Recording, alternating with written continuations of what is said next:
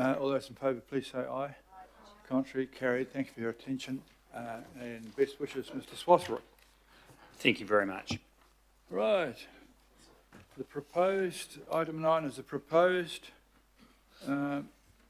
promotion of a local bill to amend Auckland Domain Act 1987.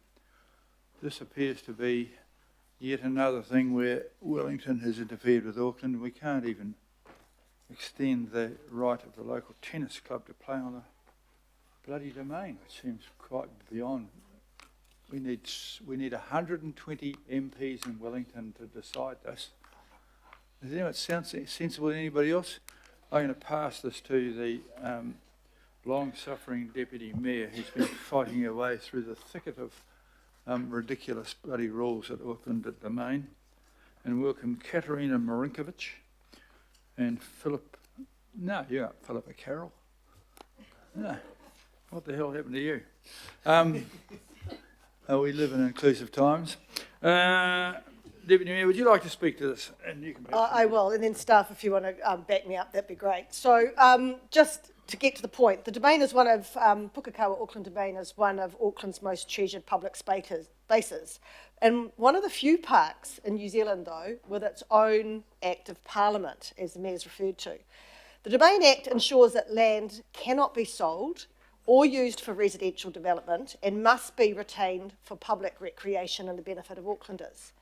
However, the current legislation is a bit restrictive. It doesn't allow leases to be extended or reissued once they expire. So this creates a real uncertainty for the current tenants and their ability to invest in facilities that benefit the public. If no changes are made, groups that add value to the domain could face the prospect of simply running out of time, even where they have strong community programs and clear plans for the future.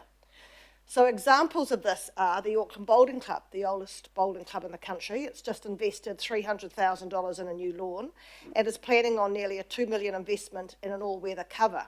Their current lease is only 7 years left, and without certainty they cannot commit further investment. They also play a big role in developing youth participation in the sport there. Parnell's Tennis Club continues to invest in local people and facilities, strengthening community sport. Auckland Tennis, you'll remember that we've just given them $1.5 million grant support, is preparing to build a cover over the Manukau Drive arena. And their lease runs to 2061, but future certainty is important for them as well. And then, of course, the wonderful Winter Garden Cafe, a well-loved amenity for visitors to the park, has a lease expiring in 2028. So these changes will not alter the fundamental protections of the domain. The land will remain in public ownership and for recreation only. What they will do is provide certainty, encourage ongoing investment, and ensure the domain continues to be a place enjoyed by Aucklanders and visitors for generations to come. So supporting these amendments is about safeguarding the balance between preserving the domain as a public space and enabling community partners to keep investing in facilities that benefit us all. I'm happy to move, Your Worship. Anything you want to add? Great. Questions? Councillor Foley. Philip Heiner has a question, and then I have one. Kia ora, Hermana. Just for clarification's sake, number 18, if you have a look at the agenda for number 18 on our agenda, and it relates to the Auckland Rugby League, are there two leases that you're referring to in here? Because you've got the Auckland Rugby League, and then you've got in the last paragraph the former rugby lease site. I don't know whether there's two sites you're referring to in 18. Is that a misprint when it should be the rugby league lease site? That's my clarification. Thank you. Through the chair. Now, my report refers to the previous rugby league lease that has expired. Can you speak a bit more into the microphone? Oh, excuse me. Through the chair, my report refers in section 8, paragraph 18 to the lease which has expired in 2002 to the Auckland Rugby League. And then what you've got, the next sentence is the former rugby lease site. Yes, that's the same. That's the same one. So I Yes. just, well, that's all. Rugby league lease site. That's why I'm Yes. putting it out. I got Yes. confused whether that you've got a rugby league site and a rugby site. Yes. That's why I'm putting that out. Yeah. So it'll confuse. If it confused me, it'll confuse the public. Sure, thank you. Yes, excuse me for that. That was an error, and it should be the rugby league. Yes. League. All you have to do is add league. So there's not two. That's very important. Yes. Sensitive little hothouse flower there, aren't you, eh? Councillor Philly. Kia ora, thank you. Just a question. In 1987, when the Act was made, was there any rationale given for why they didn't put in there a right of renewal or, something in there about? Because it seems like that wasn't.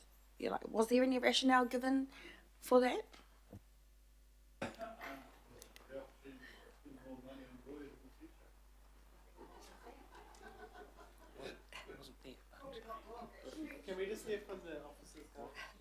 Thank you, through the chair.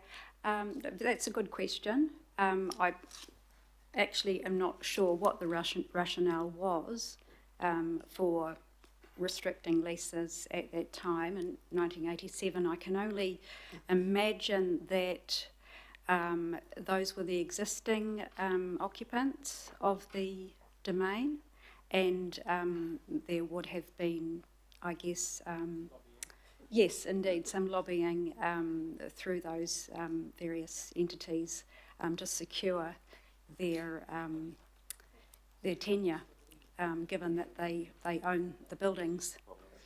Yeah, kia ora. It's just that it is unusual for a lease arrangement like that. Usually Yes. there'd be a right of renewal or something like that in the lease agreement, in the deed.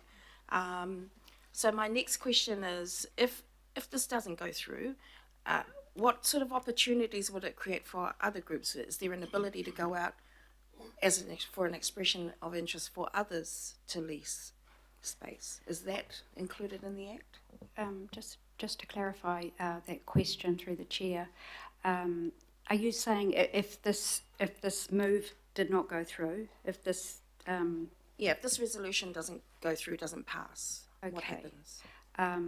through the chair, so if as we've recommended this does not go through, there won't be any further ability or power of the council to lease any sites in the domain.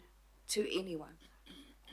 Oh, okay, that's a very unusual. Whoever wrote that, I think you should, tell them off. Kia ora. Should have used you as the lawyer, I agree. Good bit of advertising. Alf, would you like to say something more, please? Yeah, just one more part. Sorry, Herman.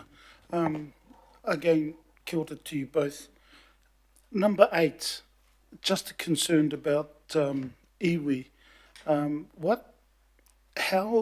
did we explore the iwi response back to this particular item? How was that sought? Because I find it unusual that whether it be Ngāti Whātua or Rake, or even the other 18 mana whenua, I just wanted to sort of see, because this saying no response, no nothing. Have you got any response to that, please? Kia ora. Not less the Deputy Mayor has, but I'll it's like watching a tennis match. Where am I going to go? Shall Yep. I comment first? Thank you through the chair.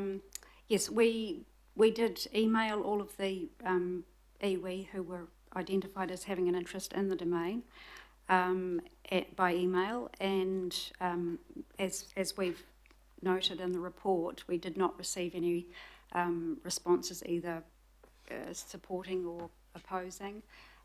We also advised the iwi that there was also a consultation process, general public consultation, which we also did. So they had, and we advised them that they had the opportunity to, provide feedback through that channel. And yeah, once again, we didn't receive any feedback, although I understand through the Domain Committee that we do have a rep on that committee from the Ngāti Whātua Auraki. Correct. Deputy So Mayor, Councillor Ngarimu Blair is a member of the Domain Committee who approved the recommendations prior to coming to here. Good question and good answer. Yep, I knew he was, but I'm assuming that they have no issue. No, he voted for. Pardon? The Domain Committee unanimously approved the recommendations before they've come here. I just, All right. with this, sorry, Herman, with this, it should be put in here. Honestly, it should be, even if you go to the iwi views, but look, I'm commenting now, so I'll shut up. Kia ora. Okay.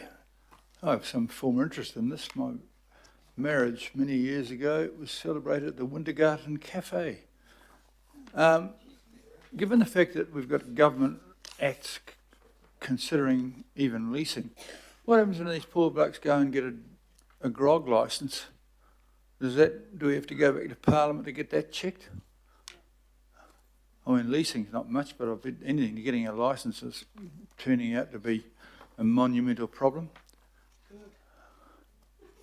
Well, as far as alcohol licences go, there's a special regulatory process for that, as I understand it.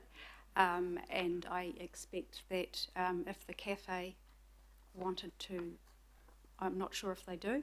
So you don't. So there's a principal property advisor, which we've got several of the next 3 items, which leads me to my other question to the CEO.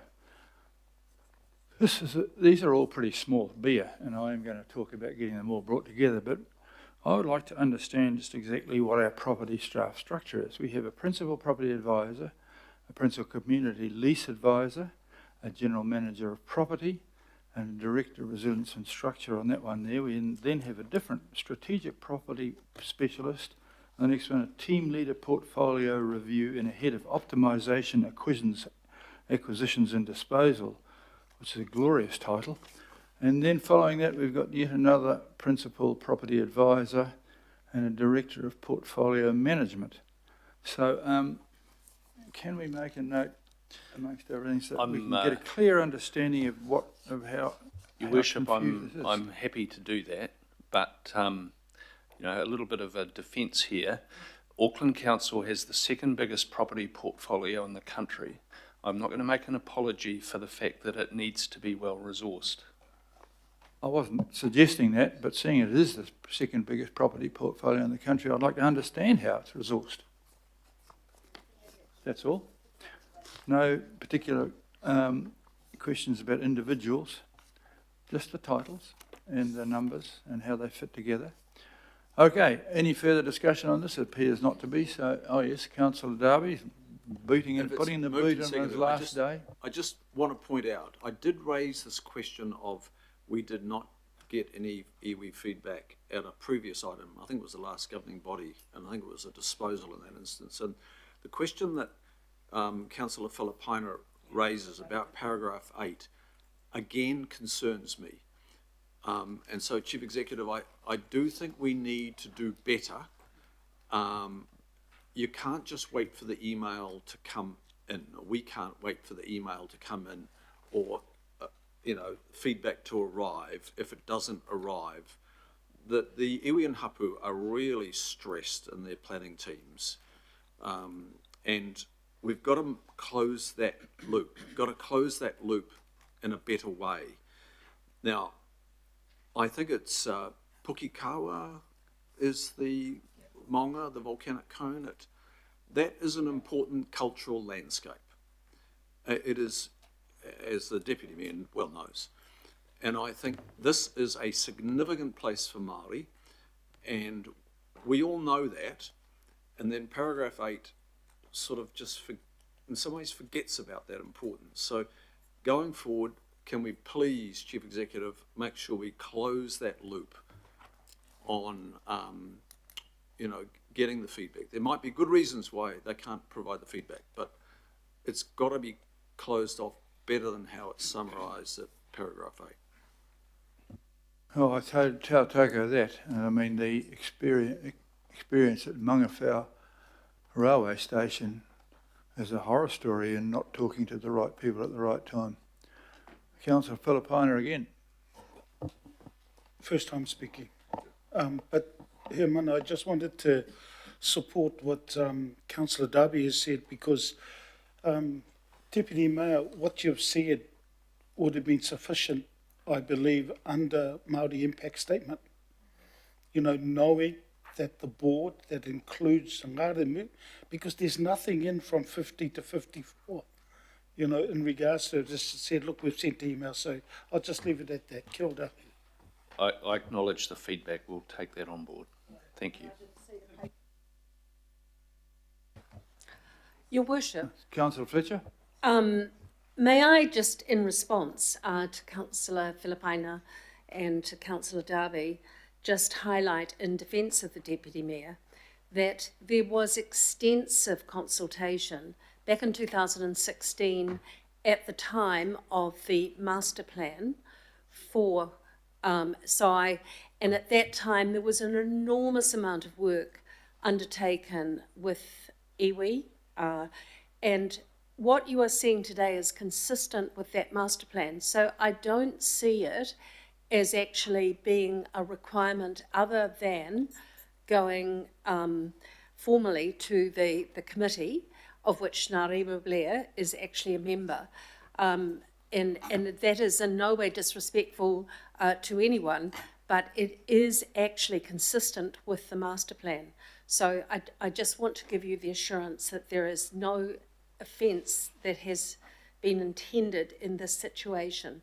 So, and also, as somebody who has been around for a little while, the 1987 legislation was simply based on those that had concessions at that time. And concessions in public spaces have attracted, they can be quite controversial over the years and have proven to be, but I think that this is a sensible step forward, and I welcome the legislation, but I do want to defend the officers who have actually worked on this and the rest of the committee, because it's consistent with the master plan.